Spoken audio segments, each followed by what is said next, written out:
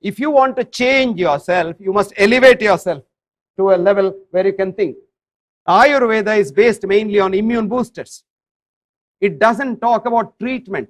It just says, just boost your immune system. And that's exactly what we should be doing. And all these things boost our immune system. There's a thing called Ayurvedic Panchakarmas, rejuvenating therapy. You would be surprised. You feel so fine if you went through that. It's a very simple thing. But of course, there are a lot of charlatans now selling it in 5-star hotels and various other chalets in India. That's not the true Panchakarma. But scientific Panchakarma makes you feel at least 10 to 20 years younger. Fruits and vegetables have been the basis of Ayurvedic medicines. Hyperimmunity, vaccinations, Ayurveda, exercise, etc., etc. They're not very important. Now, in the human body, in the non-linear system, there are various rhythms that run the system. One is called the circadian rhythm. Circa is approximately 24 hours. Things that happen once in 24 hours. Like you sleep, you wake up, and various things happen, your hormone secretion, etc., etc. There are what are called ultradian rhythms that happen many times in a day. Like you piss maybe 4 or 5 times, maybe 10 times. You probably go to the toilet and pass motion maybe once. There are people who pass 5 times, both are normal. And these are all called ultradian rhythms. There's one rhythm which is beyond 24 hours. That's called the infradian rhythm. That happens in a woman who menstruates once in 28 days.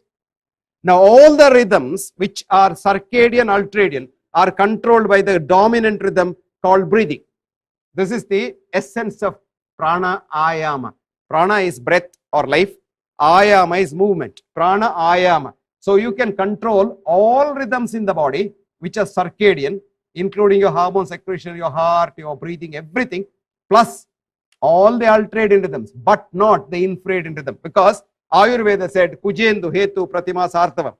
Every month a woman menstruates once in 28 days because of the gravitational force of the moon. We laughed at it. We laughed at it. 2003, American Journal of Physiology says a beautiful study which showed that it's the gravitational pull of the moon that stimulates the cortical cells, which in turn go through the pineal body down to the gonads, and the woman menstruates. What a fascinating thing. That's why I once wrote, don't go against nature, because HRT, hormone replacement therapy, is terribly anti-nature.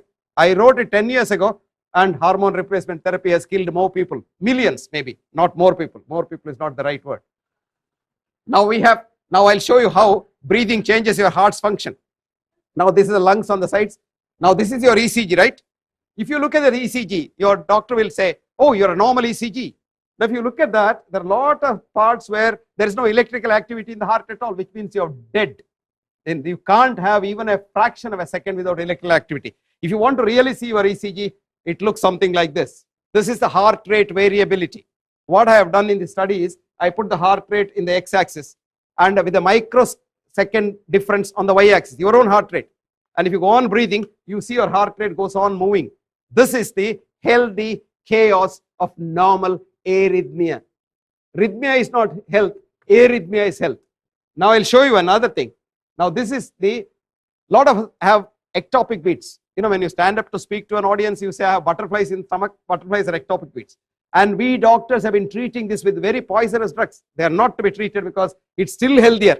The chaos is still better. But look at this. Now this is dangerous. This is a patient whose heart rate does not vary at all with the breathing. And this patient died 3 hours after this was recorded.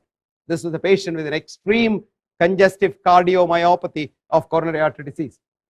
Now what we have done over the years, we have been able to do a CWT, continuous wavelet pattern transform. This is a very complicated mathematical thing. The same thing that I showed you as a dot, now I have spread it as a 3-dimensional picture. So if you can breathe into my computer, I can tell you whether every cell in your heart is working normally or not. When you have a chaos like that, you see that those blobs there, various color blobs, that means health. Now you see this is ectopic beat, there's still health at the back. Now see this is a kind of disease we call as sick sinus syndrome, a very healthy thing, nothing to worry. Now this is dangerous. Here there is rhythm, that irregularity has gone, regularity has come. This is a dangerous thing. This patient was seriously ill and didn't live long. Now we did it, pranayama studies on patients in a yoga institute in Bombay, and we found that all parameters of heart's function improve with 4-vessel coronary artery disease, who were told in the hospital that without bypass surgery they'll die in 3 months. They're all alive 5 years later. And not only that, their hearts are absolutely normal now. So we did this study and followed it up and showed that it really works even with the conventional reductionist parameters. Now, modern medicine has failed and failed miserably.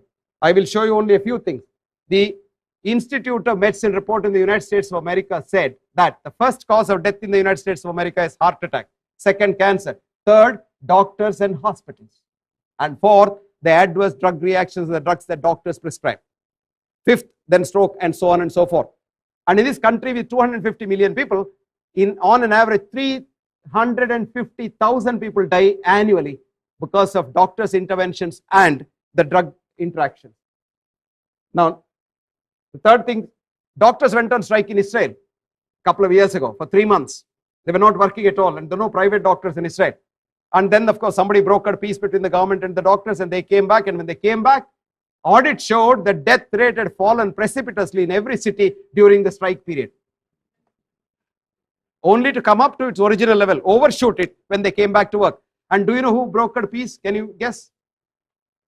Morticians brokered peace. Their coffins were not sold at all. That's the truth.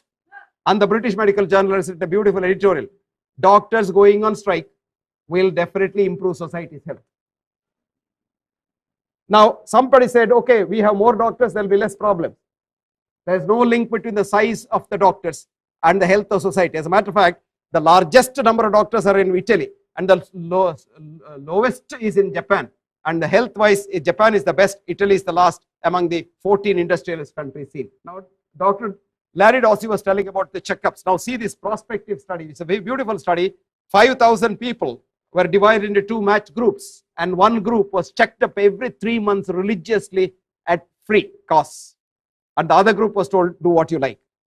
And at the end of 5 years, there was hardly any difference between the death rate in the 2 groups.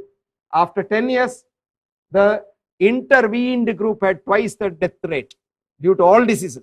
At the end of 20 years, 3 times more people died in the intervened group, where every parameter, so-called parameter, was corrected by the doctors. The others didn't do anything. Next.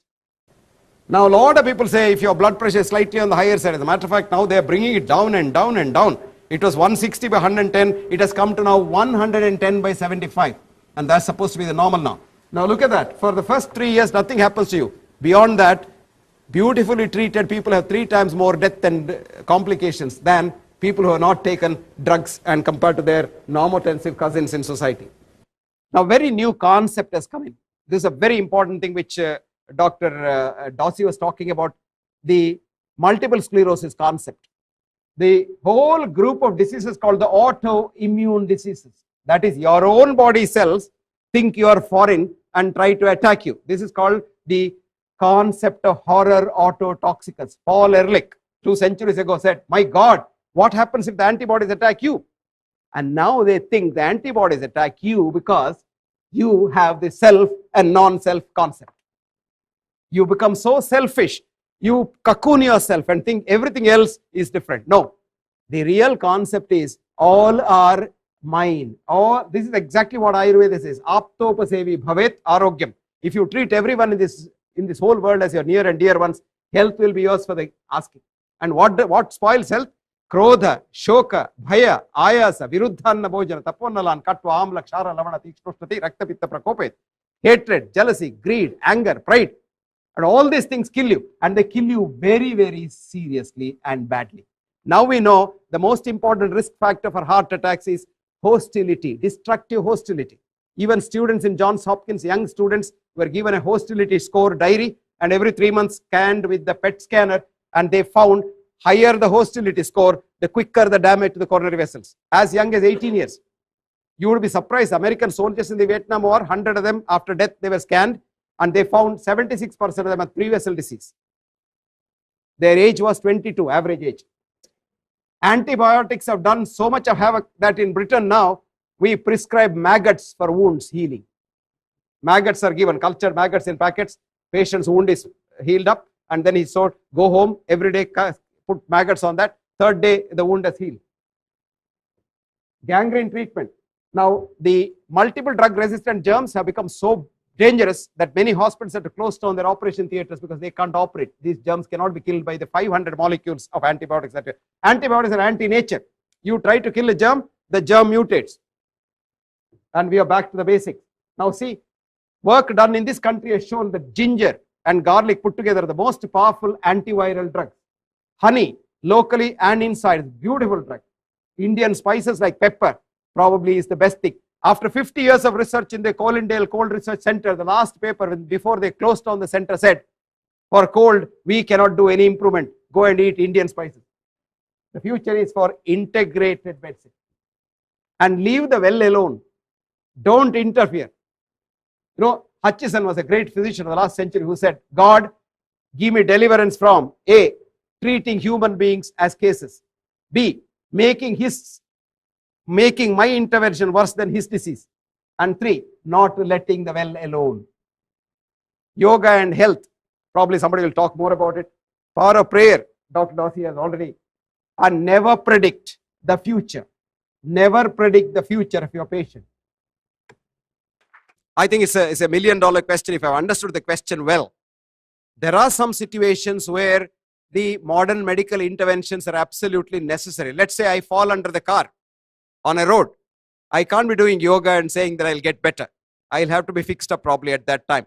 But what I also stressed in the meantime was our own interventions in the intensive therapy units have also been audited to find that we overdo things.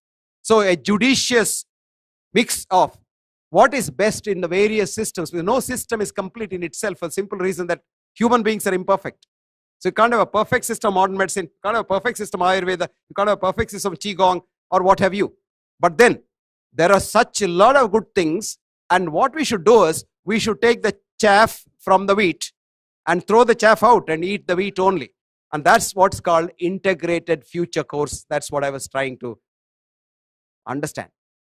There are certain situations where it's inevitable, but by and large, the so-called situations where modern medicine is inevitable is less than 5% of the population. Today, what do? We apply the same gadgets for 100%, and that's where counterproductive things happen. Thank you.